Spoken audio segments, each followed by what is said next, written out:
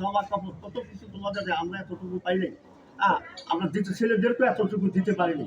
তো তার যে তোমার জীবনের সংসারের পরিবর্তন কেমনে আনবে? কি করে নিয়ে পড়া পড়াই তোমাকে এনে দিতে পারবে। আর নৈতিক চরিত্র গঠন করতে হবে।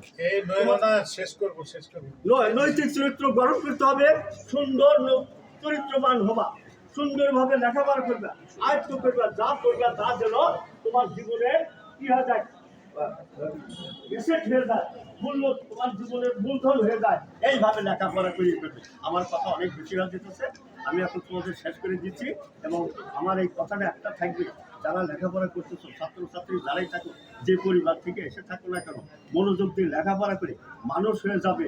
যে আমি যেমন এক গরিব ঘটে, আমার বাবা একজন ক্ষুদ্র চাষা ছিলেন, তার সাংসারিক জীবনের খুব একটা ইয়ে না, কোনোবার দেখছি আউল ধানটা আমার বাবার ভাত হয় নাই, বহুত কষ্টের ভিতরে জীবনযাপন করছি।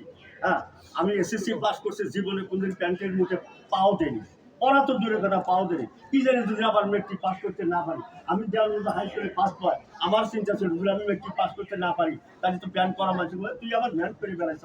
ওই এই শরমে আমি কোনো দিন জীবনে মেট্রিক পাসের আগে প্যান্ট করিনি। আমার কথাটা একটা খেয়াল রেখো, কাপড় চোপড়ের উপর তোমার বিলাসিতা না করে খাতা বেশি করে কিনবে, বই বেশি করে কিনবে। বই কিনে বই পড়ে কেউ দেউলিয়া হয় না। কার লেখা, কার কথা এটা? বই পড়ে বই কিনে কেউ দেউলিয়া হয় না। কার লেখা? প্রমোদ চৌধুরী। নাম শুনছ? প্রমোদ চৌধুরী। বই কিনে বই পড়ে কেউ দেউলিয়া হয় না। বই বেশি করে কিনবা, খাতা বেশি করে কিনবা, লিখবে বেশি, পড়বে বেশি বই, তারই তোমার জীবনের উল্টে। আচ্ছা, আমি আর আমার দীর্ঘায় না করি, আমার এই কথা অনেক কথা বলে গেলাম তোমাদের স্বার্থে।